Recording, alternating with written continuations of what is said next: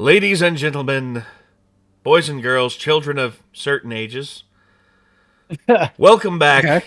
to another episode of The Beardy Boys. The Birdie Bowl.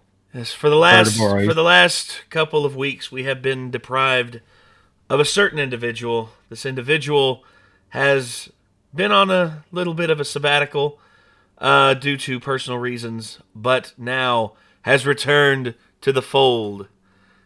And now the Beardy Boys are back at full strength. A pimp Ladies named and gentlemen, Slickback. ladies and gentlemen, welcome back the one, the only, Senpapi Rick. I was gonna have this come off when my spring came out. Oh Oh, no, no, you ruined it. It's ruined. No. He was gonna do it to him. He was gonna do it to him. I was gonna be cool. I was gonna have so many more subscribers because with the Yeah. knife and all that kind of stuff would have been cool. I told Rick about this earlier, but when I was going to do his introduction, I was going to have Hector Lavoe's Agualile playing in the background. He just come in. I was going to do the announcement as soon as Lavoe went Agualile. Oh, wow. And then there's a da da da da Aguilile.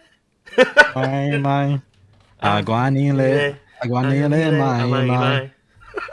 I was just gonna play that in the background while he came in, because that's like Puerto Rican royalty right there. I mean, Hector Lavoe. That is I believe that's either our island's basically gospel, or the theme song, or all of the above.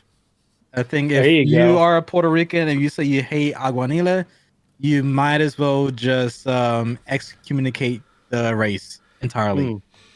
Yeah, and Hector Lavoe is sort of like the Elvis of Puerto Rico. Yeah, And I would say him and Marc Anthony both are considered royalty. yeah. Marc Anthony kind of took over from Hector Lavoe. I mean, in a sense, he kind of did because when Hector Lavoe passed, and obviously when they do like movie renditions of big stars, Marc Anthony actually filled in in the place for Hector Lavoe. So Yeah. kind of shows that as he passed, Marc Anthony came in to be the next music god. He continued the legacy and passed the A torch. passing of a torch, yeah. Yes. Yep. If you will. Hector Lavoe was only 46 when he passed away too. Man, he was young. Yep. And now Marc Anthony, he's still going and still keeping it strong, man. Yep, So the first husband of Jennifer Lopez, the one Yes. that is collecting the Infinity Stones of engagement rings. yes, Dude. At what point do you realize that you're the fucking problem? That's what I want to know. In today's society, it's always men's fault. no, That's no, your that's right, Pat. that's what you see. Women are never we're not wrong. woke women, enough. women, exactly. Women, I'm woke. Women are never wrong. Even if they did cheat, or even if they did have multiple marriage, it's the men's fault. Men I are think it's a icky. case by case thing. I think It is. society picks based case by case. It's a Yeah. popularity contest, no matter what the central issue is. And look, and there's times where it's like right, like one side is like 100% right, but yet everyone's just like, well, you just don't understand what they're going through, or you just don't do this, you don't do that. It's like, There are two issues that have come up recently that I've seen the red pill motherfuckers divided on, and it is so funny. They're Uh-oh. divided on the Mario movie, and Oh, they're boy. divided on the Bud Light thing. And it is so funny. It is so Here's- funny to see rednecks arguing over Mario and Bud Light. It's so funny. so infantile. So that actually carries us into the first of our three subjects of the day. I will start today. So, the Super Mario Brothers movie. So, Yes. I went and watched it as evidence from my my little YouTube short that I did with Lee, where I dressed up as Mario. Lee wanted to dress up as Luigi, but his outfit broke. I haven't seen it. You guys send me that. Oh yeah, I'll send it to y'all. Actually, I'll send it to y'all right now. Hold on, let me. I'll send it to you on my phone, and that way y'all can have a look at it. It's It's quite the treat, if I say so myself.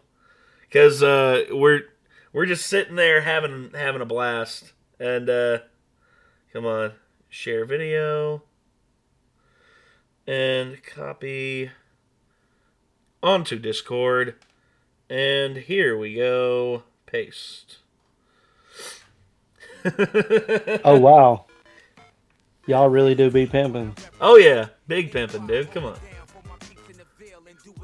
Yeah, Yeah, yeah. There you go. nice. Hell yeah. What I say, Hell man? yeah. What I say? It was Super Brooklyn playing in the background by Smith and Wesson and the Coco Brothers. Dude, that's one of my favorite like nostalgic tracks from the 90s. But honestly, we had a blast with it. We had it was 7 of us that went to the theater and watched it. It was myself, Jacob, Lee, Megan, Kate, Keith, and Amy, Jacob's fiance. Dude, it was, oh my god. I was about to lose my shit.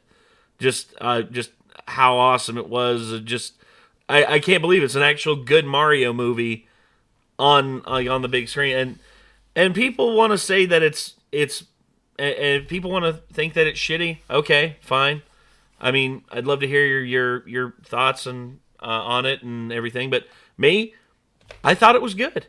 8 out of 10, solid 8 out of 10. It was a good, fun movie that pays tribute to what came before. There are so many things that just it hit me so well, and I was just like, damn, this is how you do a video game movie that is safe, but at the same time, has enough Easter eggs in it to where a lot of the diehards for Nintendo are just being like, I see what they did there. Oh, that's really. For instance, Luigi's ringtone in the movie, it was the GameCube startup sound. I was just like, Yeah. yes, that's the best. Like, you didn't have to do that. You could have made it just like a stereotypical ringtone, but instead, it was Everything they used was pulled from the archive. Like every single thing that they used, you can point back to some point in Nintendo's history. except So for you had a directing team that basically knew what they were doing, or they probably had Well- people in the team. yeah. And but there is one thing I will say was just a little bit iffy to me. It was the inclusion of certain songs from pop songs from like the 80s. For instance, but in some cases it fit, I felt. No Sleep Till Brooklyn by the Beastie Boys. The movie is set in Brooklyn. Right. And it sort of works. The second one, Aha's Take On Me. Honestly, where it was a driving scene, I really wish they would have used something a little more driving centric. Yeah. I wish they would have used I don't know what a good 80s song would be about driving. Wayward Son. Huh? Wayward Son. Yeah, dude. They could have. There's plenty of 80s songs that make you want to put the gas to the metal, dude. But the thing that really struck me about that was that it was a nod to the time when Mario blew up. When Mario, the 80s see, that's when it music worked. definitely made sense because, I mean, that even their age in the movies now, if you think about it, here we are, kids that grew up in the early 90s, late 80s, and we're with beards and everything. So these mustachioed 30-somethings that are the Mario brothers would have connected to that music the same way that we do. Yeah. So it makes sense that that they used it. I'll say this, the only one that didn't work. There was one song that didn't work, Thunderstruck. That was the only one I was just like it's like I was okay with it, but then that one broke me. I was just like, this doesn't need to be here. I mean, I think that kids nowadays have a connection to that song that is way different than ours. I guess, yeah. It's a serious song for us. It's a fucking hop, like, motivating song. For kids nowadays, A it's meme. it's a meme. It's not what AC/DC is watered down to majority of people nowadays for good Yeah, reason. I mean, they only think Thunder, but there's just ACD kids out there who listen to ACD or hear ACDC and all they think of is Thunderstruck. They don't think of You right. Shook Me All Night Long. They don't think of Back in Black, Hell's Bells, Have a Drink on Me. All these Hmm. classic songs, and that's just from the Back in Black album. Big Even before balls. then, oh Yeah. yeah, Big Balls under when they had Bon Scott. Yeah. It's a long way to the top if you want to rock and roll. Yeah. Right on. Fucking TNT, I would like to High think that Voltage, maybe Rock and Roll Jack Black Damnation. had something to do with that. I would hope so, but at the same Because time, he's the guy that would be like, throw some AC/DC in this movie, please, yeah, and or Cashmere or something for no reason at all. yeah, that oh, you know? well, no, Led Zeppelin wouldn't have that. That's the thing with Led Zeppelin; Yeah. they are very particular about the type of music or where they loan their music out to. Hmm. I mean, it took Jack Black basically begging with a crowd of about 3 or 4 thousand people behind him for them to use "Immigrant Song" for 30 seconds in School of Rock. So, Yeah, which was amazing. oh, it was great scene, great use of the song, and also, I mean, come on, dude, it 3,000 people begging you to use it, and how are you going to say Hmm. no? How are you going to say no to that? Yeah. True. But the Super Mario Brothers movie overall, like I said, I give it an 8 out of 10. And now there's people who are mad about it. And some of the criticisms I've seen thrown at it is, people are just like, it's too simple. It's like overly simplistic. If you go into this expecting an Oscar-worthy script, you're like, not every film has to be this big art house experience that changes your life forever, that's going to make you look at the world differently. No, instead, can't we just have a time where we escape reality for an hour and a half, where we just watch a film, enjoy it, and we don't have to have our minds like constantly assaulted by ideals that we're not 100% clear on or anything like that. I Things that think are that's the problem. The ideas and the overarching themes were clear. I think that there wasn't. People are like, it had no plot, and I'm like, yes, it what do you did. mean it had no plot? It had some of the biggest messages that you can have. I would argue that the message from Mario Brothers was about believing in yourself, Yes. following your dreams against all odds, never giving up, believing in your friends and your family, you know, trusting yourself, like Mario trusting himself not to be leading his brother astray. And then when something did happen to his brother, this is my job to fix this. Yeah. I'm not going to be the one that just drives him down this path and then doesn't see it through to the end. I'm going to prove to my dad that I'm not a failure. I believe in my heart that I'm a hero. I'm going to save the world against all odds. All Yeah. of these things were the theme throughout the whole thing. And then at the end, spoilers, right? We're talking about the movie here. Yeah. He proved to his dad. His dad believed in him at the end. At the end of the movie, Yeah. all of these things, all of these doubts that were there in the beginning, he's proven that he is a hero, that he is successful, his Mm-hmm. business is great, that he wasn't wrong.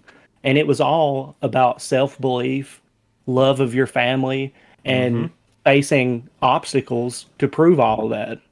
Yeah. These are themes that are unimportant to people nowadays. They're not Yeah. dark and brooding enough, or they're not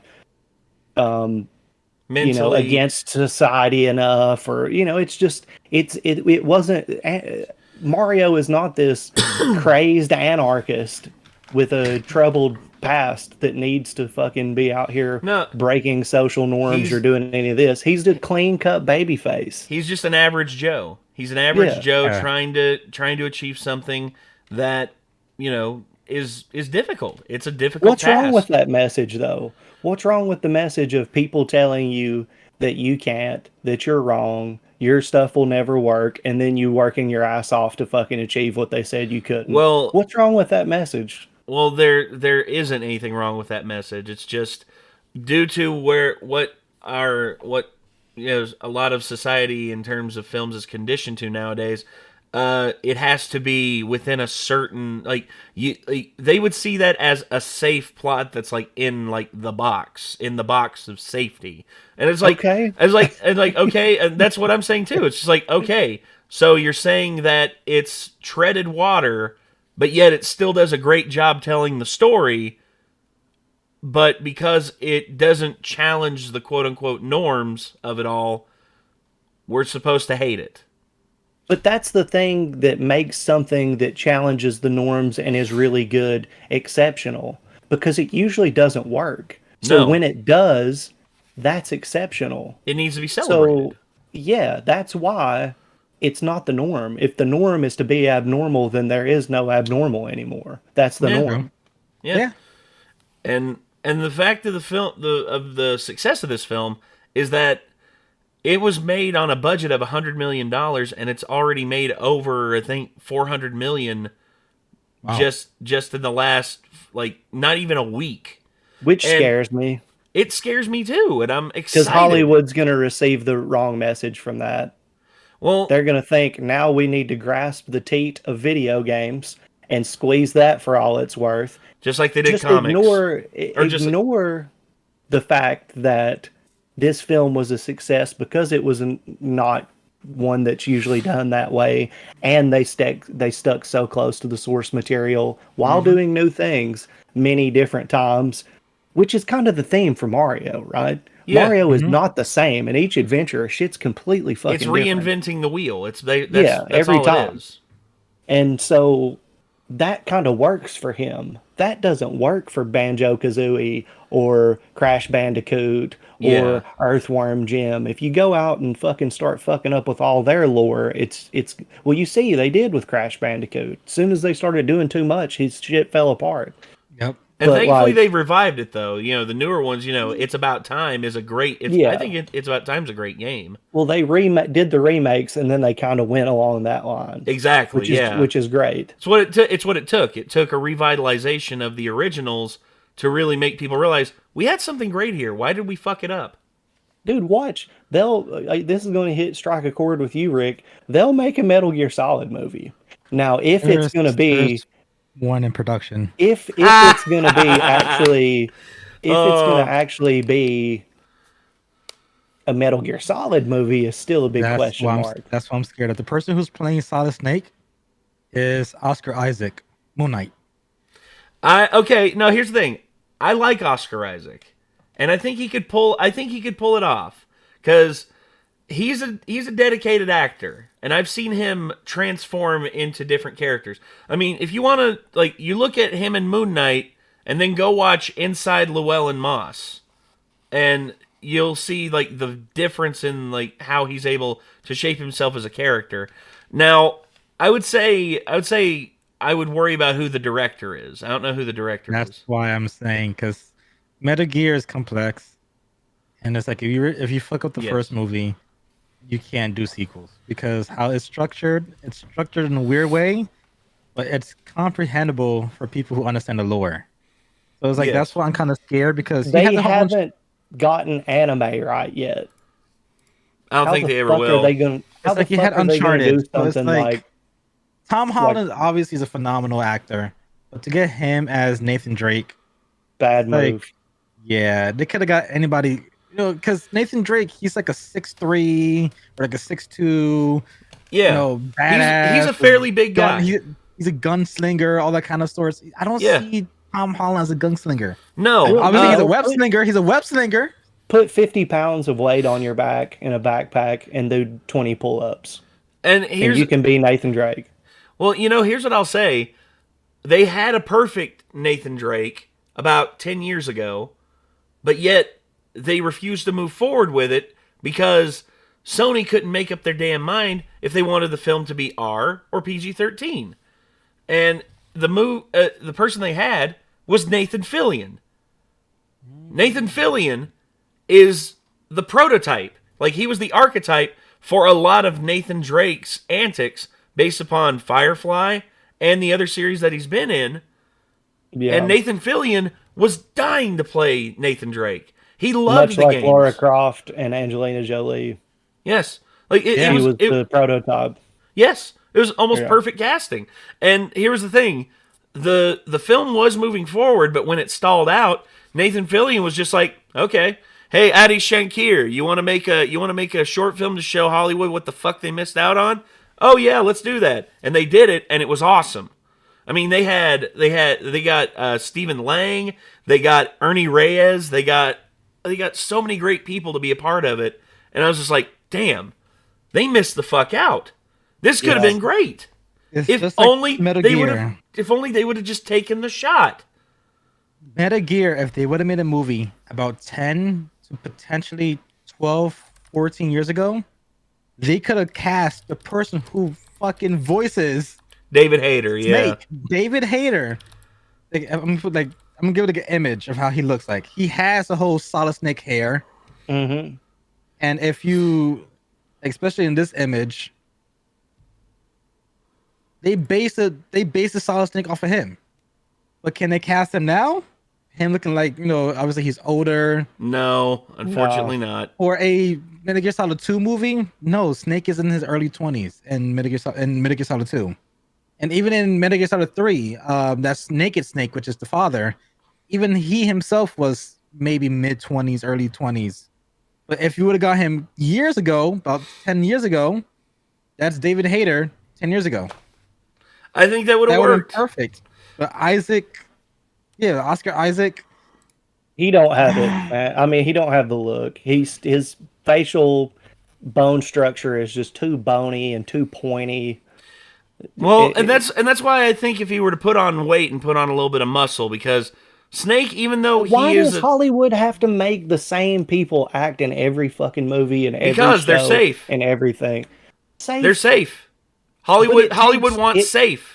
It takes me away from being able to invest in the characters because I see Leonardo DiCaprio, I see Oscar Isaac, I see Pedro Pascal, who's going to be in everything until society's done with him and shits him out in 2 to 3 years. I'm tired of seeing the same exact people play every fucking role, and it just removes because anytime I see a new character or a new actor portraying a big character in something, I'm just like, I'm locked in on this character. And that's what this is for me. It's not, let's see how good Tom Hanks does in this role. It's just like as if I were to see Nate acting in a movie. It is hard for me to separate that that's Nate. When I see you in the short films, like I know you and I've known you for so long, I am seeing you act. And I'm like, he's doing a great job at this. I'm not saying, how does this character impact me? Do you know what I mean? Yeah. It's just like when you see me wrestling and cutting promos and shit. The perception that you get from seeing me wrestle and seeing me cut promos is way different than somebody who doesn't know me at all. Yeah. And so it just like fucks with me. I've never been able to understand. I get what you're saying. It's safe. They know that they can pull it off. I totally get it. But for me, it's like even Robert Downey Jr., when he played Iron Man, it had been so long since we had seen Robert Downey Jr. like that it worked. But had he been fresh and been in a bunch of movies leading up to Iron Man, it wouldn't have hit the same. Yeah, I could see that point. Yeah. Yeah. I'm actually looking up who the director of the Metal Gear Solid movie is. Jordan Vogt Roberts, the same man that directed Kong Skull Island. Oh shit. So not Maybe not the worst selection.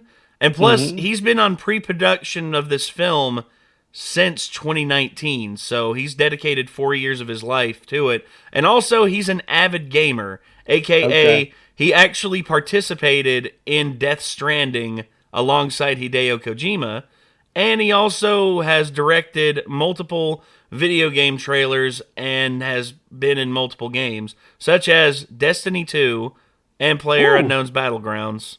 So yeah, he actually might do it justice. Fingers crossed. So he's not just some Okay. some industry lackey. No, he's not he's not one of these art house, and he's not one of these art house fuckers who's just gonna come in and be like, I'm gonna make Solid Snake do an interpretive dance during this one scene, to show his connection to being a snake, and he's gonna be like, I'm a sneaky snake. Like, yeah, no, that'll be the day where I will use this against myself if I see my God like that. Only your sack though. In protest. I do not wish for my children to live in this world. Yeah, I would leap of faith not into a barrel of hay. And then we get one of those Jeremy Renner interviews where he's like, I'm stronger than that. I had my nuts chopped off by my own hands, but I will not see that as a failure on my part. I lived through this. Okay. But hey, whatever works for you, Haas. You just gave me hope with the Metagame movie. But to kind of go back on the topic with the Mario movie, I haven't watched it yet. But we're talking about how people are hating it because the stupid concept, whatever. It's like how I can relate to it because I haven't watched the movie. It's with the Doctor Strange movie, the one that came out, the Madness of Multiverse. Mm-hmm. Before the movie came out, Kevin Feige went on different platforms and stated publicly multiple times, months before the movie even came out, even before the trailer came out. So, guys, Doctor Strange is coming out. This movie is not really about Doctor Strange. It's focusing, he's in the main part of it, but this movie is being created since now we have the ownership of basically the mutants and the X-Men. Mm-hmm. We're trying to get those individuals into our universe. So Doctor Strange is not going to be a Doctor Strange movie. It's going to be a movie of introductions of multiple franchises with Doctor Strange basically bringing them together. Mm-hmm. So it's not a Doctor Strange movie, but the title of it is Doctor Strange, but it's to connect the dots for our future phases. Which I'm like, okay, I get it. Then obviously the movie came out. Like, there's no plot. Doctor Strange was just, there's no point of him being there, this and that. And it's like, guys, I told you that was the point. The critics you're giving me is what I told you is the main thing of the movie. So it's not going to be this whole revolutionary Marvel movie that you guys used to with Endgame or this, whatever. We just need to connect the dots for our future phase 4, 5, 6, and so on. And here's what I'll say about that, Rick. I would say that for the most part, the Multiverse of Madness worked, but I will say this: there's levels of how you can introduce stuff that doesn't overwhelm your audience. True. And I felt in certain cases the introductions were a bit overwhelming. And that's just how I felt about it. I still thought the film was good. Underwhelming. Yeah, that's the other thing. So how are you gonna introduce Fantastic Four and then gone? Yeah. Oh, Xavier, gone. And you have all these other individuals gone. Do you know why? Because Marvel has gotten so used to dominating that they feel like they can wipe their ass with our time. That's it. That's basically what it's gotten to. Yeah, look at Quicksilver. He was in one movie? The brother? Yeah. Oh, and then they tried to bring him back in the WandaVision show. Which was I don't care what anybody says, WandaVision was so much trash, dude. And it was like, oh, here's this guy. Psych! Yeah, that's basically what we got. WandaVision was so bad, dude. It was so pointless. And initially I liked it, but then seeing what resulted from it, I'm just like, what was the point? Why did we go through this? Why did we go through this? Why do we do this to ourselves? There was no point. I think that's because they went into it with an idea and then had no idea towards the middle what they were doing. Yeah. I mean, if you're going to tell a story about Wanda, and if you really want to convey how Wanda is feeling, I don't know, give her own separate film. Don't actually do something that the majority of the audience wants to see. And instead of doing a Disney Plus show that you don't know what the fuck you're doing halfway through, you're just like... The success of the Defenders shows really spoiled Disney, and they thought that they could make a series out of any Marvel character, and it would be fine because the Defenders worked. That was a masterful thing that happened, and we're lucky to have had it. But you Mm-hmm. can't just keep doing that. That shit No. doesn't always work out the way that did. Uh, You're talking about, and plus you got Daredevil and the Punisher, two of the most compelling Marvel characters that yes. even Marvel didn't expect for them to become what they became when they initially created them. But they just became some of the most compelling characters out there. And duh, you make a series with them involved, and it's going to be like fucking fire. But Yeah. that doesn't work for everybody. There's plenty No. of Yeah. movies and series that Marvel has made with characters that nobody asked for. No. Nobody cares. That's just like I. You know what? I wish there is a character Black Widow. Black Widow. Yeah, the Yeah. Eternals or whatever. Yeah. Like, who gives a shit? And for me, there is a character I really wish that they would rework into the modern thing, because his his story and everything, it works so well. It's just they have to give him something that I think would work. James Proudstar, aka Warpath. Yeah. Dude, Warpath and his family history and everything that he's gone through and his self-discovery as to who he is and why he chooses to be a hero instead of being like his brother, and instead choosing to go against humanity, but instead show humanity the light of, cooperation and working together. It's like, God damn it, that is like, it's fucking great. But yet they're never going to give him a chance. They're never going to give any of these other established Marvel superheroes a chance because they don't see them as popular enough. It's just like, hey, take a risk. It's like, hey, give like a good director $60 million, get a new star who's not going to ask for a ridiculous amount of money straight out the gate, start with something new, start with something fresh, build it up, and see what happens. But no, they aren't going to do that. Instead, it's like, oh no, we have to spend $300 million on a series that's going to go on a streaming service, and you're going to change up the characters, fuck up the canon, and completely just disregard all the shit that's happened. Disregarding all, and that's the thing with James Proudstar. He's a Native American. He's an American Indian. He's like one of the only characters that in the modern lexicon that people know of that's a Native American. And honestly, why don't they give him a shot? Because representation for Native Americans doesn't result in dollars. So representation, you're looking through it like the representation actually matters to these people on a moral level. It matters on a cash level. And that's why I would say enough Native Americans to make them enough money for them to give a fuck. But that's the other thing too, man. Like Black Panther. You think only black people saw Black Panther? No, but that was definitely part of the plan. Was to get black dollars. Yeah. No, that was the plan. But what I would say, man, is like, that's why I would say do the low budget approach. Do the low budget approach and just build stories from the ground up. I mean, they got the money to do it. Yeah, but that's why they don't want to do a low budget approach. I think the previous movie before Black Panther came out, I think they ranked in, I forgot what movie it was. I think they ranked in about like $600 million. Mm-hmm. Then Black Panther came out, and that movie ranked in, I think, like 1.3 billion. Yes. And it was a talking point a lot with my friends, and my core friend groups are African Americans. So it was a movie to get in the black money, to get in the black dollar. And they didn't have to tokenize him.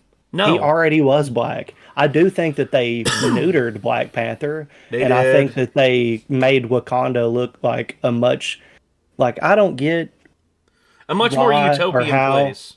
Well, they made it tiny. They made it look like it was a cliff and a waterfall, and it's like, no, dude. There's more than a subway system and a waterfall. Black Panther is supposed to have the ability to also summon. I think wasn't it like some of the dead or something like that. He has throughout his inception, which was what? When did they make Black Panther? The 60s, 70s. Was 70s. During the peak of the Black Panther movement in the early 70s. It was. He's been through a lot of different things, but like they just made Wakanda seem so little, and it's just not. It's a much bigger deal than and that's what they do, man. And it started. That process started for me when they had to ignore Spider-Man for the longest time. When Spider-Man is the glue that holds Marvel together. It was 1966 when Black Panther came in. That was his initial introduction. So yeah, I was wrong about that. Didn't get his own series until 1973. Yeah, but he's been through a lot of different changes since then. Yeah. So they could have done a lot more with him. But I think that they did okay. I'm not as mad about him as I am with, plenty of other things. But Spider-Man is the one that really bothers me.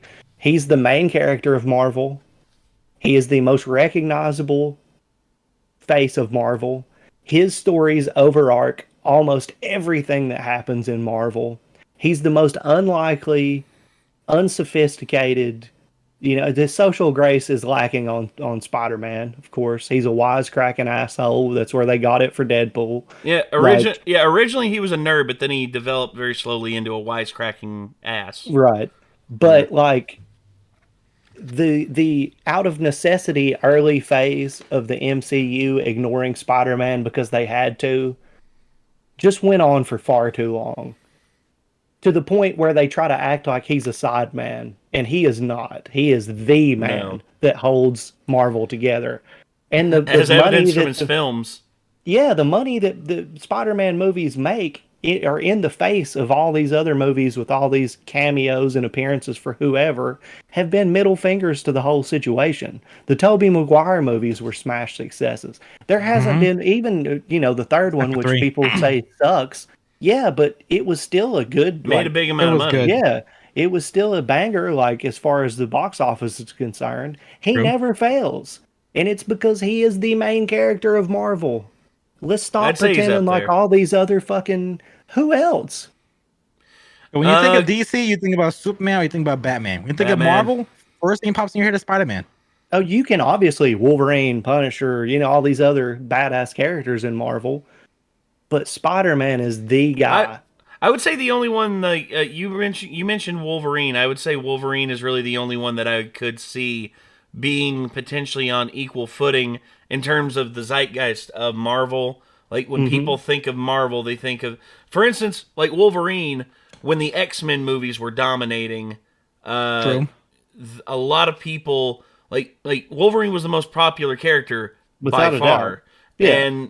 And even before the movies. It was so much that he got his own spin-off film, but the spin-off film initially sucked. But then, very slowly, they started to realize, okay, this is what works for Wolverine's character, let's go with that. Then they made small improvements when they did the Wolverine, which was a lot better than X-Men Origins.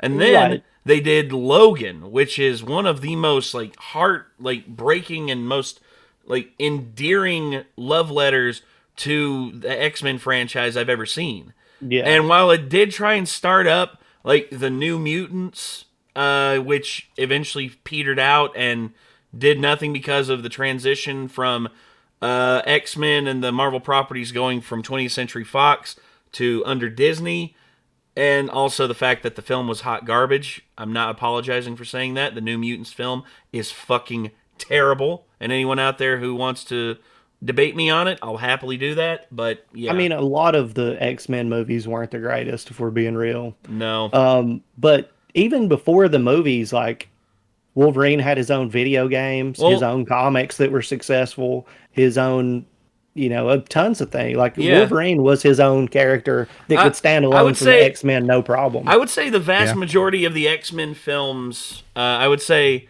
the first one, X-Men 2, X-Men 3 was okay. Days of Future Past, First Class, I would say that Apocalypse was passable. Outside of that, the rest it was of okay. Outside of that, the mainline X-Men films are not the best. I have a fun fact for you guys. What's that? X-Men 1 and 2 was screenplayed. Oh, the screenwriter was David Hayter. Oh, wow. Yeah. Shows you how much David Hayter loves comics and just video game media and all that. Also the movie Watchmen. Was also screenplayed. He initially wrote the screenplay for that. That's pretty fucking awesome. Insane, yeah. But yeah, you were saying, Chad, in terms of the Wolverine game. Yeah, the new Wolverine game's coming out too, made by Insomniac. Made by Insomniac, the same people who did the new Spider-Man game. And the new Spider-Man 2 is also coming out here soon. But there's a lot of crossover in the comics, especially between Wolverine and Spider-Man. It wouldn't surprise me if they did and that. Wolverine and Hulk, obviously, a lot as well. But I love how they're just like trying to. This may ruffle some feathers, but I think they gave Spider-Man's mantle to Deadpool, and it pisses me off to a certain degree because a lot of things that should have been done with Spider-Man have been done with Deadpool.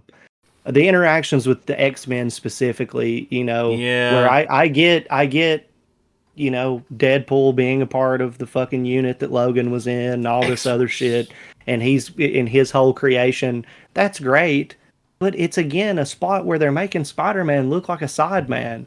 If they're going to have Wolverine involved with Deadpool, you might as well throw Spider-Man in there too. Where's the interaction? Because it's been poked at and prodded at, and Ryan Reynolds is no fool to the situation because he's brought up Spider-Man a bunch on his own. Mm-hmm. And it's just like the interactions between Deadpool and Spider-Man are huge. Same with Wolverine. Like, it just... He's everywhere, dude. The Spider-Man is everywhere. Yeah, Disney has the potential of having just do it in movie parts, or even if you do it, I think this is probably the only really successful Disney Plus series they'll have, because in the comics you have something called Team Red. Mm-hmm. Team Red consists of Spider-Man, Daredevil, Deadpool. Mm-hmm. Those three names alone, especially with the Netflix series with Daredevil, you have Spider-Man being Spider-Man, and then how Deadpool is extremely popular now. Imagine having either a Team Red series or a Team Red movie. Episode. I would say if they had a Team Red special, like a Team Red 45-minute special where Spider-Man was on trial for something, and he had Matt Murdock as his lawyer, and the expert witness that was brought in would be Deadpool. And could you imagine the interactions between on the stand? Deadpool. Yes, yeah. Could you imagine? And I think that would be an epic little special that they could do with Charlie. Charlie Cox could come back as Daredevil, Ryan Reynolds as Deadpool, and Tom Holland. That all three of them together would just come up with some gold, just to spit off the top of their heads. Why not story arcs? Is supposed to be Kingpin. Yeah, the main villain is supposed to be Kingpin, and they already have Kingpin in the MCU now. Mm-hmm. Yeah, so you have Kingpin back, you have Daredevil coming back, you already have a Spider-Man, and now it's been confirmed that Deadpool 3 is part of the MCU. So the main arc of that comic, I believe, was supposed to be Kingpin being the main villain. Yeah. Now, I just don't see why they can't do that with the show. A 3-part special, the way that Nate's talking, just do like a story arc the way they do in comics. Comics come out, that's the story with those people. I would say the special would be like the test. It'd be I would do that as the test to see if the dialogue would work between all three of them. And knowing the three actors are just like goofballs in their own right, I think it would work super well. But I'd say if it's successful, then do like a full thing, what you're talking about, Chad, like a 3-part thing that just they fight against the Kingpin, who is the straight man. The Kingpin's the ultimate straight man, and he's just no nonsense. And then you got Daredevil, who can be sort of like a semi-straight man, but also has a little bit of a he's be got comedic. A wild side. He does. And then, of course, Spider-Man, who doesn't take anything serious, and Deadpool, who knows that everything, including who's his an absolute lunatic, is a joke. Yes. Yeah. But what about the Midnight Suns, man? That would be a great arc for Deadpool also. Bring in fucking Blade, bring in Ghost Rider. Damn. There's a lot of potential. Pretty high, right now, dude. There's no rivalry to Marvel at the moment. DC, it's DC. The DCU the competition we've seen in many things. Professional wrestling is the big one for storytelling that I've seen. If you don't have a WCW versus WWF competition level, people feel comfortable. They put out whatever they want to. Yeah, exactly. They put out She-Hulk and watch the world burn. Yeah, that's why I'm excited for the Mario movie potentially being this kick in the ass that will show Disney. They'll be like, oh fuck, oh shit. Well, that That was Paramount, right? No, well, no, I think that's actually Sony. Hold on. Illumination. Who's Illumination under? I believe it's Sony. Oh no, Okay, that's NBC. No, it's Universal. Ooh, Ooh. NBC Universal. Oh So there Jesus, you go, man. Like, there's what they needed. it's competition. They need Oh, yeah. competition in the market Strong because competition. I remember seeing it. I think it was back in 2013, 2014.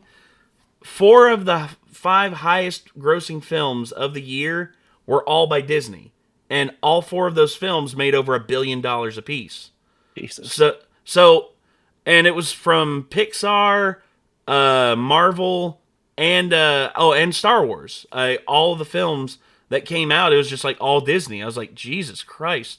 And you looked at studios like Universal and Paramount, and it's like, oh Jesus, now what? And now Oh. Paramount, in terms of video games, they have Sonic, and now NBC and Universal, they got Mario. It's like, ooh, Dude. interesting. And our fears should not be put to rest with Disney because it No. has been confirmed that Kathleen Kennedy is back in the mix with Star Wars and bringing Rey back. Not to destroy the lore that they built, which was absolute bullshit with the last three movies, but to continue it with Rey as a master Jedi teaching a new generation of Jedi. Look. Not only has that been confirmed, like they're working on that now. I'm convinced that Disney just doesn't care. They don't care if No, they do care. They care about their Star Wars. They don't care about the legacy of Star Wars. They're building their new Star Wars, and that will be the one going forward. Jesus. It's almost been confirmed that Grogu's story is a wash. They don't know what to do with him anymore. They're going to end the Mandalorian, and it's just going to be he's done. I have to ask myself, how much who the fuck did Kathleen Kennedy get dirt on to keep her job? Because everything that Probably she's everybody. touched, She's been involved in everything. everything that she has touched in terms of an involvement at Lucasfilm, involvement in Disney, has just panned out horribly. There's been one, maybe you could count two successes under her. While the Force Awakens, which is counted as a success because it made a shit ton of money and it's the highest grossing film in American history. Because we were like, oh my God, Star Wars again. Yes. But then The Last Jedi, which didn't make as much money, but still made enough to where everyone called it a success. And then after that, everything just fell apart. All of the theatrical releases fell apart. Look at what happened with the Han Solo solo story. Look at what happened with I take that back. The other success is Rogue One. Rogue One, I would say, is the only other movie. success under her. And even then, the production of that was tumultuous because Gareth Edwards wanted to do things one way, whereas she was like, no, you have to do it this way, otherwise you're fired. And it was like, okay. So, and then, of course, you look at the TV series, The Mandalorian, which revitalized hope in a lot of people. But then Kathleen Kennedy had to get her hands into that too. So when they did Obi-Wan, it was just like... Shit. Yeah. I mean, there were some really awesome parts of Obi-Wan. Yeah. But there were a lot of overarching themes and kind of the way that he was treated as a character that were just like... How could you do this, man? Oh, yeah, they made him second fiddle to little Princess Leia. He was off because here's the thing. Okay, Princess Leia is with him throughout this journey. There's this power converter thing that's broken in this old base that's like 30, 40 years old. Send in the child who has zero experience working on this shit. But because we got to make her look strong. Oh, let's have her do a child parkour scene throughout this forest and make her look strong. It's like, dude, for the love of God. Not only that, let's not forget an overarching theme of all of Star Wars this entire time that Obi-Wan cannot know or have contact with Luke or Leia because as soon as he knows, Vader knows, and they're dead. Yes. That's the whole point of him being separated from Luke that entire time, is because if he has a Yes. connection with Luke or Leia through the He'll know. Force, Darth Vader will know. Yes. He will know, and Oh, he but will kill them. but we can't have that be part of the canon because then we can't have Leia be a part of the story at all. It's like She wasn't. she wasn't supposed to be. She wasn't connected to Obi-Wan like that because she couldn't be. Well, okay. You remember the original? Like, it was like General Kenobi. You knew my father during the Clone Wars. That was the only connection they had. That was it. Done. Why? This shit makes no sense. Why was Luke just not living with Obi-Wan this entire time? Yeah. Why not? It doesn't make sense that he's not now. Okay. And it just continues to be a snowball of bullshit, where they disregard the past completely, which is so dumb because you would want to continue that story. You would want to nurture that story because it's so successful. But it's the same thing that Amazon did with Lord of the Rings. They don't care about taking a franchise when they have the intellectual property, they want to mold it into their new product, not maintain anything that's been there before. I went to hit my mute button. I was like gonna cough. I'm sorry. Oh wow.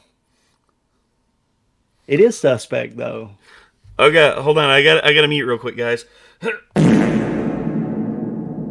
Shit. Sorry. I forgot. I forgot. I didn't mute.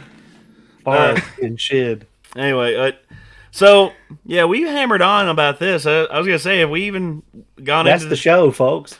Have we even? Okay, real quick. What was the thing you wanted to discuss, Rick? I want this is gonna be more complex because I want to talk about MrBeast. Oh God. What happened? His friend Chris. Oh, the transitioning? Yeah, I heard about that. Because the point I was trying to make is that this, for the clips and things has been released so far, is that I've been seeing that it's putting MrBeast in a very, very tough spot. It could be. Think so. Extremely tough. I mean, like sometimes, like he did a live stream not so long ago, I guess, to promote something, and in that whole entire live stream, he's like ignoring, basically, like, I guess he's getting comments about Chris looking different. Yeah, and he's looking past that. And then people are trying to bring certain things up. And then he had one friend. I guess he had a little mustache and a beard, and he shaved it off.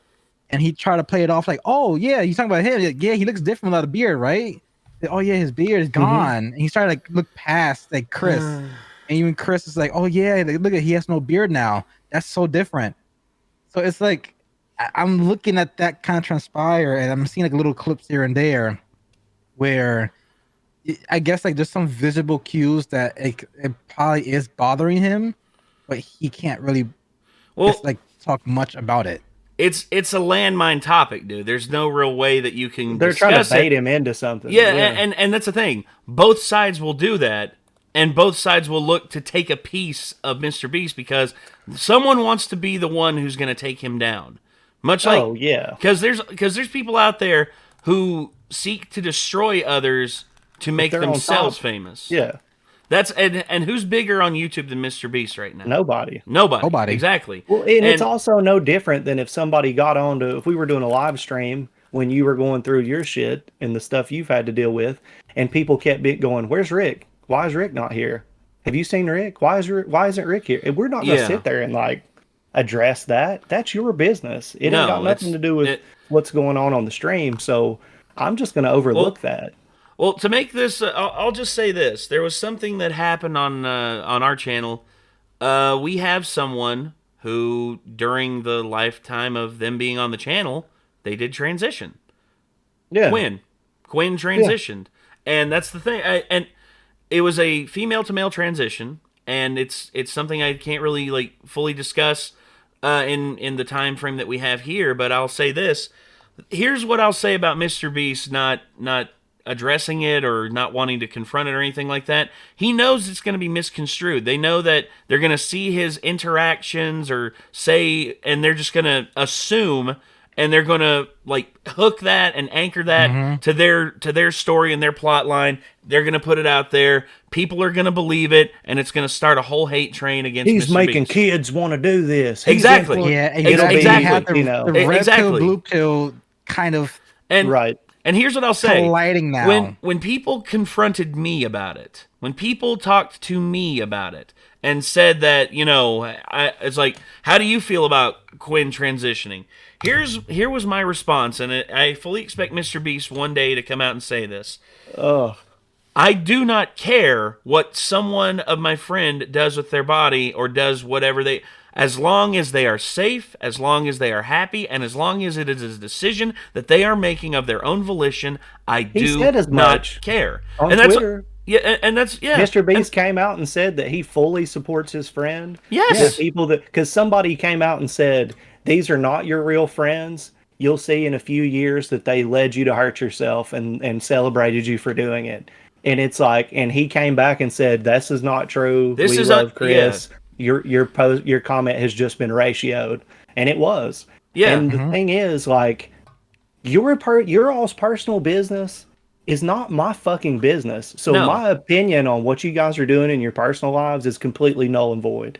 All I'm here to do, as your all's friend, is support you through the hardships of life on an emotional friendship level, and make sure that you're okay to the best of my abilities, and that we enjoy our time here on Earth. Your personal decisions that you make are your own. I can't sit here and inject myself into what you're doing with your life. As long as you're not hurting yourself or anybody else, I don't really give a shit. I can't tell you what your path is. No. And, I think we lost you, Chad. Thing that's relatively new to our society, and it seems to be very appealing to more people than I thought. Would be interested in stuff like that, which goes to show I'm wrong about how normal I thought that was. I used to think that was a very we're losing you, Chad.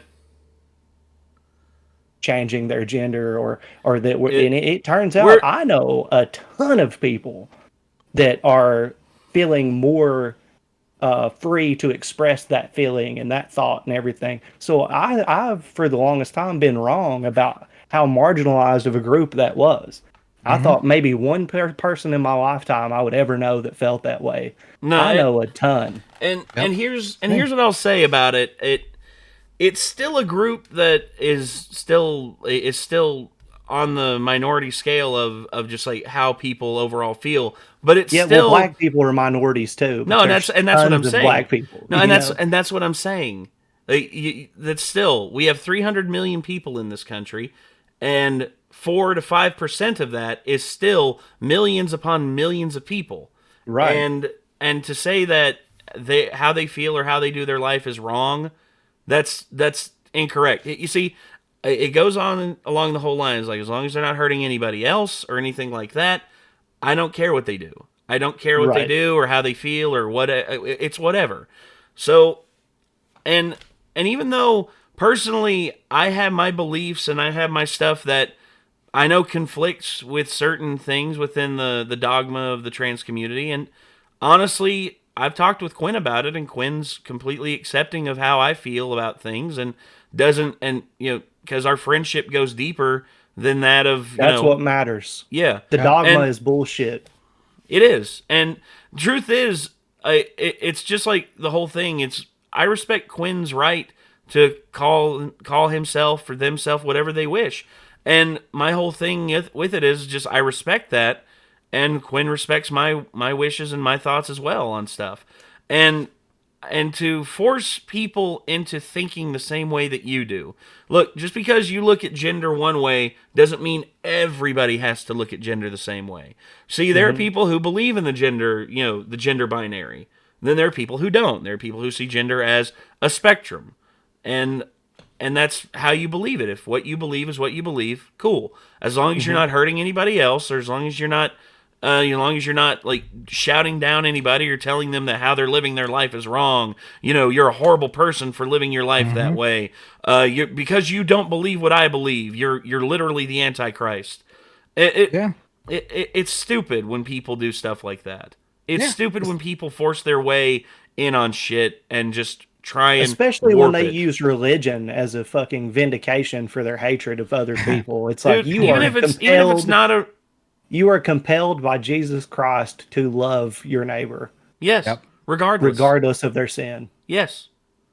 You That's know? that's what that's what you're supposed to be taught. So there is, after that Not point, anymore. like there is no more argument about you have a right to be mean to somebody. Yeah, it's Yeah. like You I know. have my artist. She's the one who does my music. She's trans, and I spoke with her a whole bunch of times. But my first interview when I made Embers in the Rock channel, many about a year ago, she was the first person I interviewed, and I even shared thoughts with her and ideas and kind of how I perceive things. Like, let it be for people who either support the movement or don't support the movement. The This is the easiest way for you to live by. If you don't support it, okay. I will die. Let's say if you're a person who don't support, I will die knowing the fact that you're a man. That's the person who don't believe. But it costs $0 just to say she. It costs $0 just to say her. And Yeah. it's fine for me to allow you to live your life. If you want to die being called a her, and you want to if you want to die being just identified as a woman, that's not going to affect my rent. That's not going to affect my livelihood. That's not going to affect any bills or any ways of my life. Grace If goes a you long way, man. Exactly. If you Yeah. want to live your life and accept your death as a woman, I'm fine with that. Now, I will live my life if I was a person who don't believe in it, I will live my life knowing that you are a man. But you living your life feeling that you would die as a woman, that's not going to hurt me. So you should not be going on Twitter or social medias or all these other sites bashing these people because they're living their life the way they want to live.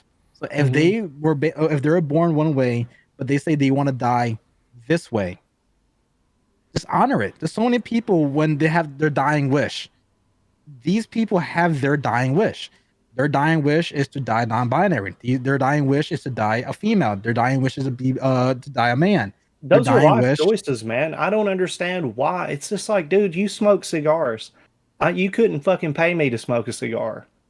Does that mean I'm like, man, fuck Rick? He's fucking up. He's fucking. It's just like, Yeah, Yeah. dude, do whatever you want to. Like, it's not really my place to sit here and tell you how to live your fucking life. Now, if exactly. if it comes down to, you're going to throw me in jail for accidentally misgendering somebody, then we've got a problem. That's There's certain things where it's like and I've had a discussion with one of my best friends forever. He's good friends with myself, good friends with Nate also, where we've discussed the grace needs to be on the side. If there's no ill intent, if somebody misgenders somebody and they honestly didn't know and they made a mistake, then there should be grace on the side of the person who is transitioned to be like, hey, I know you didn't mean anything by this, but it would be really nice if you could address me this way on a okay. person-to-person Yeah. basis.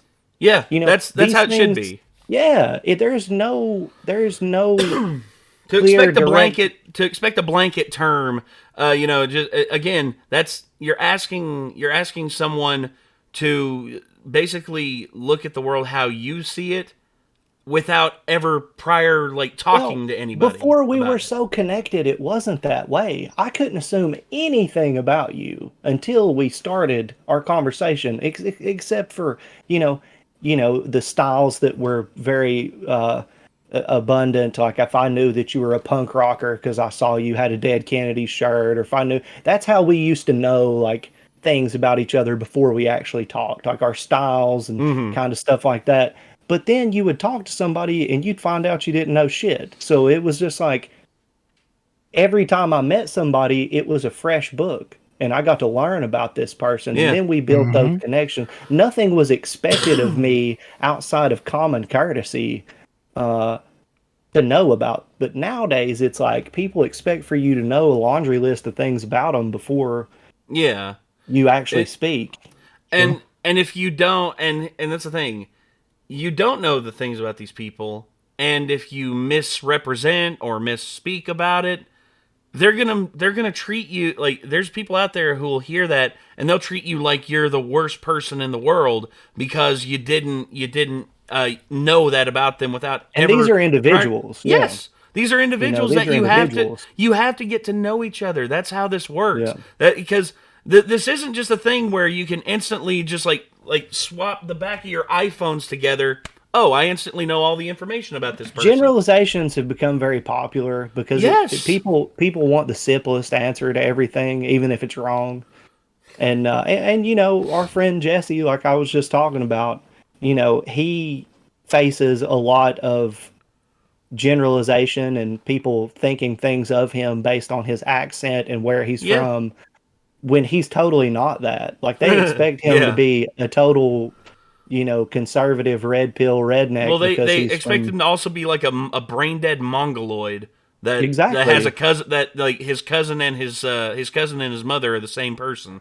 because he lives in, on the West Coast now, and they just see, and it's like the exact things that they don't want to happen to him or to them, they do to him. Yeah, all And the it's time. it's just like there's certain groups that it's okay to bash and it's okay to generalize and it's okay to treat like shit, while others, that are trending, it's not. But if Yeah. we all used the same rules for each other and just, I can learn about you as an individual, if we have to come in contact, if we have to have an interaction, give each other grace, learn about each other, get what we need to get done, build whatever relationship we're going to build. But the Mm-hmm. foundation of that is a mutual respect as a human being, which that's what's lost, man. You got to respect fucking everybody, dude. Yeah, Because there we've has to be made an it. initial amount of respect. There has to be an initial amount of respect between each individual so that we can at least have a civil conversation and potentially get to know each other. And here's the thing, not everyone's going to be your friend. You're going to talk to No, somebody and you're it's going to have fine not to people, like people. you're going to have people that you disagree with. You're going to have people that you're never going to like connect with on a personal level. And that's fine. And that is okay. It is That's fine. okay Yeah. because not everyone's meant to be your friend. I learned that Nope. lesson the hard way because I wanted to be friends with everybody. But then I realized the people's like mentalities and ideologies are way too far apart for me to basically worm my way through and try and be friends with everybody. So instead, I had to figure out who I am. I had to figure out who I personally am, what things I'm flexible on, what things I'm more adamant on, and thus, I don't want my opinions to be who I am. I want to be Yeah. my own person. I instead have my opinions, but I am open to change them if a better one comes That's along. another thing. Yeah. That's what that That's another thing. and you see that's one thing that people just don't seem to get is like, just because you have an opinion that you hold to the fire, like you hold up in the air proudly as though it's a Dude, dogmatic fact, I have been doesn't so mean that it is wrong. for everybody else. I've been so wrong about trans people. Like I just said earlier, I thought that it was just this very, very tiny, like the same amount of people that would eat glass for fun. You know what I mean? Like this very tiny, tiny group of people that wanted that lifestyle. That, we grew up with a term that's now considered derogatory and stuff, but it was like the way that you saw trans people or cross dressers or whatever, they were, transvestites or whatever. There was this That's Hollywood image, there was this pop culture image, and this idea that number one, these people were completely off, and number two, that well, it was all a sexual thing and it was all not touchy completely, and no. And but it was this Hollywood media like societal image of these people. yeah, Like you saw it in Little Nicky, when he's going up the to that girl's yeah, room and and he looks in. that dude's cross dressing and dancing. Right. Or Yeah. the Crying Game or whatever, or Oh, like there's just these ideas about it that were given to me. Like I had never met anybody that was trans, in actual real life. It was all media that I saw that were representing these people.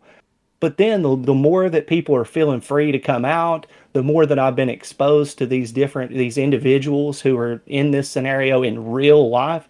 Dude, they're some of the most chill, normal you normal people I've ever met. Dude. Yeah. Like I met a promoter in the punk rock industry who actually was involved in a situation where there was a gay club in Roanoke that got shot up while they were there, right before like Columbine happened.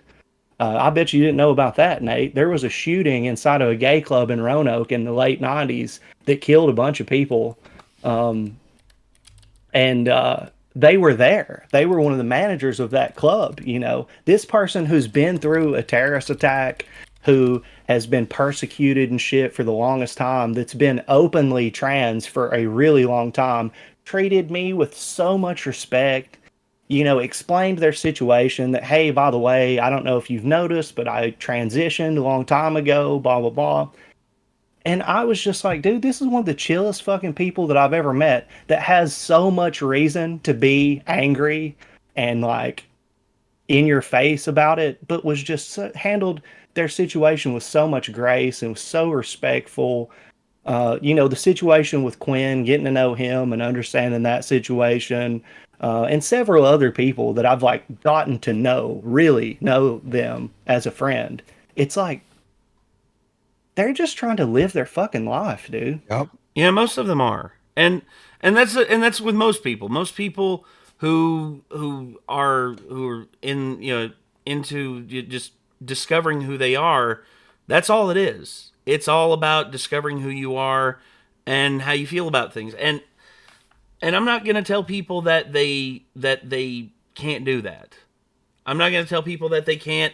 I'm not going to be one of these marching out in the streets just being like, it makes me uncomfortable, therefore you're not allowed to do it. It's like, there's a lot of things that a lot of like the trans community finds uncomfortable, and this is the whole thing. Like my whole crux of the argument is, you should, like, once again, you should not expect others to believe the same thing that you do.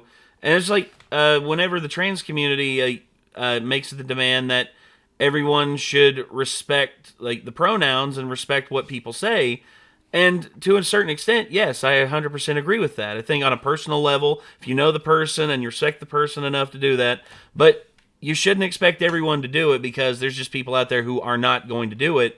And I think that making it illegal and making it to where you're going to go to jail for misgendering somebody because you're not friendly with them, or you have a slip of the tongue or something like that. That's something that I have an issue with, and I think that it should just Assholes be like, have every right to be assholes, man. yes, I hate to say it, but that's the truth. That's just like, Yeah. well, it'd be the same thing with me. If you wanted to send someone to jail for misgendering, for a slip of the tongue, or just because you don't believe in it, it's the same thing as if I were to go down to the law, like down to the courthouse with about 300,000 like Christians, and we got up in arms and we made it to where if you took the Lord's name in vain, that was a week in jail. Yeah, it's bullshit. It is. It's nonsense. It is absolute nonsense. And I think it's that, not to say that people haven't said shit to you that's fucking hurt. I know they have to me. I've been seen hurt people call Nate the N-word. a lot. I've seen it just because he's not the most pale white example of the Aryan race, evidently. No, I'm a multi-grain cracker. We've established this. But I've seen him be excluded and called the N-word for not looking like the whitest motherfucker on planet Earth. Yeah, and the thing is, it's an experience that just I didn't really think I didn't really let it affect me to the point of where it shut me down, but it made me just sit back and think to myself. It's just like, the level of ignorance that you have to exclude someone like me for no other reason than the fact that I like rap music. I like watching these types of movies. I'm into anime and stuff like that. But because of all that, and because of just like my tone being a little more olive than yours, you're gonna basically just be like, all right, he's an N-word. That's it. Yeah. That's if that is the level of like critical thinking that you have in your head, then honestly, good luck to you. Enjoy breaking your back digging ditches for the rest of your life, because and the fucker who did that the worst, that's exactly what the hell he's doing. He works for the state. He's divorced twice. He's pill And cries addicted on Facebook every day. every single fucking day. Yeah. And here's the thing, I don't wish ill will upon anybody, but I am of the opinion that you reap what you sow, and unless you are willing to change who you are and make recompense for what you've done, I mean, my heart goes out to you and I wish you well, but Yeah, don't look to fuck me. 'em. I'll say Yeah. it. Fuck them. Yeah. And I say it too. Fuck them. yeah. Yeah. So Chad, what did you what was the thing that you wanted to talk about that you Oh, was going to dude, I don't infuriate even know us? if I want to talk about this anymore because I'm just going to get fucking pissed off. But I have to say it. I don't know if you guys have heard, but the Internet Archive is under attack. What? A bunch of different book publishing companies are attacking the internet. They have gotten together and have a massive lawsuit against the Internet Archive right now, and it could end up destroying the Wayback Machine and the entire Internet Archive. No. It's like No. it's like Penguin, Random House, all these big hitters are just coming for the throat of Internet Archive, and it could very well. This is not these it's fuckers! not I a swear to toothless God. threat. I swear They to could God. take down the whole fucking thing. You give these fuckers an inch, they'll take a mile. You give these fuckers a mile, they'll take over the goddamn planet. That's all they want. They don't give a fuck about archiving what has happened here on the internet. They don't give a fuck about archiving the history of the internet. You get rid of that. Dear That is fucking like God. the biggest archive of digital media, period. That's stupid. Why? Like there are people who depend on that to be able to repair Dude, and refurbish so many computers. Yes. So many. I mean, just old like, websites that are required, and certain operating systems that require that. Dude, there's old code that's been found on websites that's assisted with the FBI with uncovering pedo rings and stuff like that. Are you kidding me? no, This is that's insane. because these book publishers aren't making money like they used to. So it is literally every crumb that they can sniff out to make sure CEOs continue to make record-breaking profits year after year, anywhere they can siphon the money from, anything that they can do to force us to only drink from this fountain, they do it. Oh God! Here's what I'd have to say to that. Well, our industry moved on from us, and we didn't evolve with it. So no, we're not going to make as much money. Well, we're still rich Blame because we're a Amazon. legacy. We're a legacy company Amazon. that has Blame- that has a bedrock of equity that we can literally do whatever we want to, even though we're not making as much money as we used to. Well, cry me a river, build a bridge, and get the fuck over it. No, there's too many wells, dude. There's too many wells that people can draw water from. And that's what they've realized. Like, as people have evolved, since our generation is now becoming the adults in the room, Yeah. we found out that access to the internet, our connectivity, create an opportunity for us to find things through different means. Yes. Used to, you had to go to the store, you had to buy their books that they published and they shipped. That's the only place you can get it. Now there's Amazon, there's all these bootleg sites, there's like tons of places you can find material instead of just going and buying it or checking it out from the library. So it's gotten to the point now where we're the dominant motherfuckers in the room and we have many different places to go to get the shit we want. Jesus So they're cutting them Christ. all off to try to get back to the way it used to be. It's like Oh my they're trying to pass a God. bill called the Restrict Act. The Restrict Act. Oh my God, I'm not sure you ever heard of it.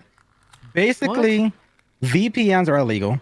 If that I bill heard about passes. this, yeah. Fuck The that, restrict- dude. The Restrict Acts basically any internet-based subscription, streaming, cloud, any type of service that's internet-based that has over 1 million users. That includes Ring. That includes Amazon. That includes anything. Your phone Netflix, company, T-Mobile, Hulu. anything that has more than 1 million members. If they feel like you're being an unlawful citizen, it could go through your whole entire data and basically watch you. Basically, brother eye. So let's say that you post one thing on Twitter and they see you as a basically domestic threat.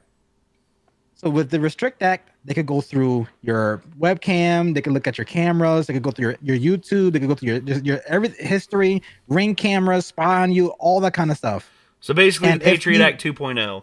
Pretty Yes, much is and what people have been calling it. Yeah. Yeah. And if Fuck you have a that. VPN to even try to mask your IP, whatever, you're looking at $250,000 fine and potentially 10 years in prison. For this? For a fucking VPN? Look at this. What's this And that's harming? Nothing. Because of TikTok. It was because of TikTok. Yeah. They wanted to ban TikTok. They're using that as the scapegoat because They're it's using all that as about the data scapegoat. collection and shit. And TikTok has access to stuff that they don't, and they're mad I'm about gonna show it. you So guys because the something. This is Chinese- why they want to restrict it. So I'm gonna because show the you why they Chinese wanna are restrict better. it. So because the Chinese have an information collecting app, the U.S. government's gonna be like, "Oh, really? Well, let's fuck this shit up." So this is TikTok, right? Yeah. This is why they want to ban it. This is why they want to do the Restrict Act. I'm gonna just type in France. You type in France, you see the destruction happening. They're doing a protest because they raised the retirement rate. You keep on going down. You see nothing but all these people showing how they're rebelling and they're protesting, all this kind of stuff. Say what you will about You the go Chinese. On Instagram, you go on Instagram, and when you go on Instagram, you type in France, right? I type in France, hit search. All these beautiful pictures, all these amazing scenery, scenic pictures, Wow. amazing quotes. Not one post about the protest, not one fire, not one anything. So the There's just UN nothing wants a gag order on it. Look, here's the thing. I'll say this about TikTok. They have done like the fact that it's an information collecting app for the Chinese government. That is something I do have against it. But the fact that it's unrestricted and shows you like what is actually going on and doesn't try and sugarcoat it. It's just like I typed in the thing on YouTube. I typed in France on YouTube, and there was only like 2 videos on it. The rest were like suggestions and stuff like that had nothing to do with it. Dude, come on, man. Look, But that's the reason why they want to pass the Restrict Act, because they want to basically neuter the information we're getting.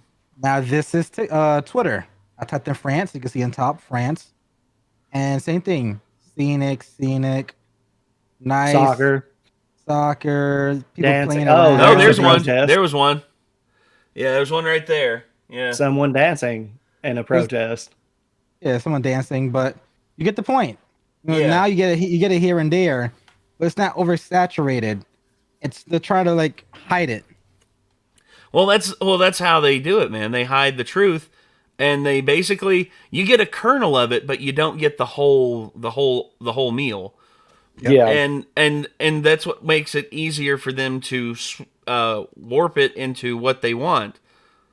But they're going to That's try always the to thing. take down the Internet Archive, and it I would think be that's like because of that. Because it would be like the burning of the Library of Alexandria, dude. Yeah, we would yeah, lose exactly. so much. We would lose so much from that, and I don't think people They're realize. going after that next. People don't realize like what the Wayback Machine is capable of, and what it can show you, and like. God forbid you go and look at old CNN articles and shit from that. Yeah. Like, I mean, just Oh boy. there's so much wrong with that it's bullshit that like these publishers, let's just say it for what it is. Publishing companies are dinosaurs, dude. They within a couple of 100%. decades. I mean, all we got to do to publish something nowadays is click. Yeah, that's it. We don't need them anymore. And because of No. that, in their death throes, they're going to try to grab hold of whatever they can to circle the drain with them. Yep. Oh yeah. That's why I'm saying that's what Restrict Act is about. So you had Meta that had been pushing TikTok to be banned for years, and then years later, you had they did a whole It's lobbying. whole lobbying situation where we were so close again to get TikTok deleted and banned. But then when that wasn't a thing, when they couldn't do it, and then they created the Restrict Act. But then that started circulating. A lot of people was like, don't call your senators, call your representative, tell them that you don't support it. Then that got shut down immediately. So now what they're going after next? Internet Archive. After all this has been failing, now they're going out to Internet Archive. It's just Dude, a way I'm telling for us you, to, like you said, get fed in one pond. That's it. we are fucked so long as our fucking representatives are just Congress in and of Bought and itself. paid for.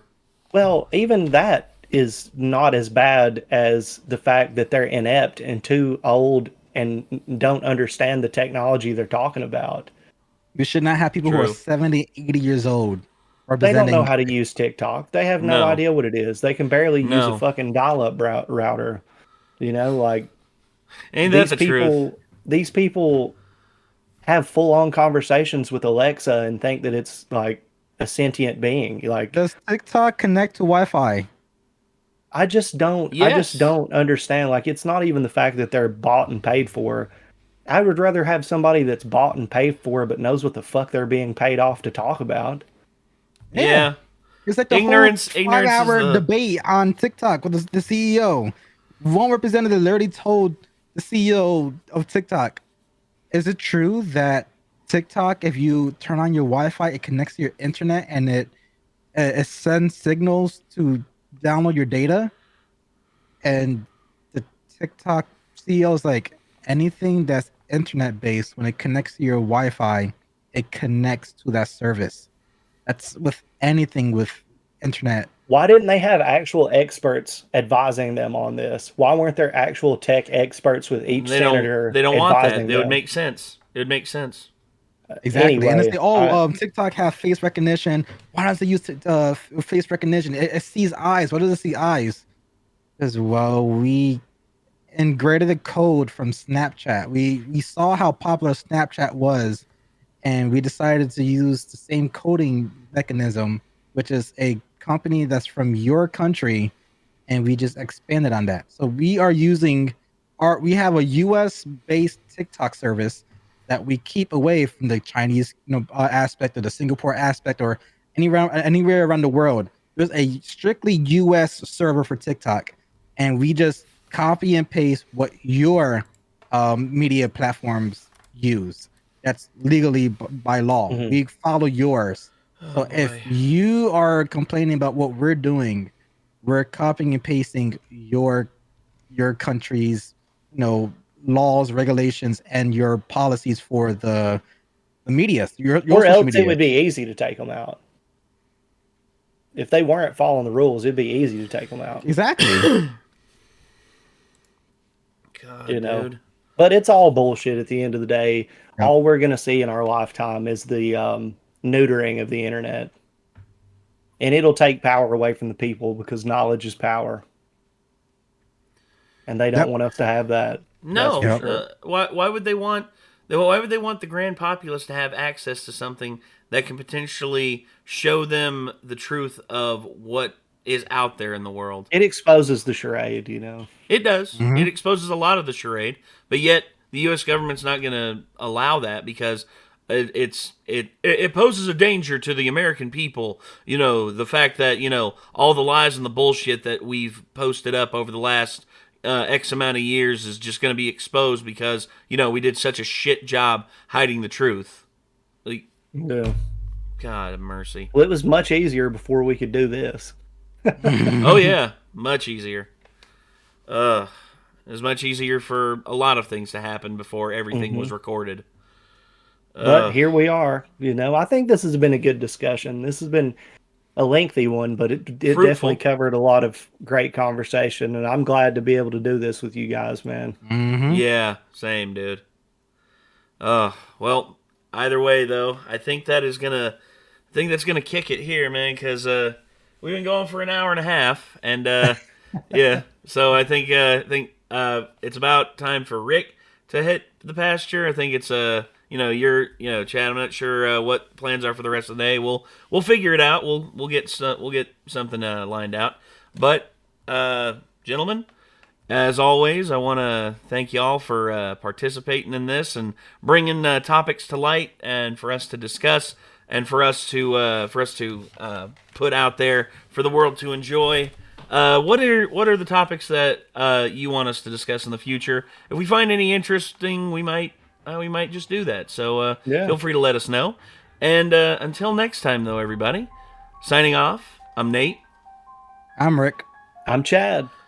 And y'all be good people. We'll see you in the next one. Peace. See y'all. Peace.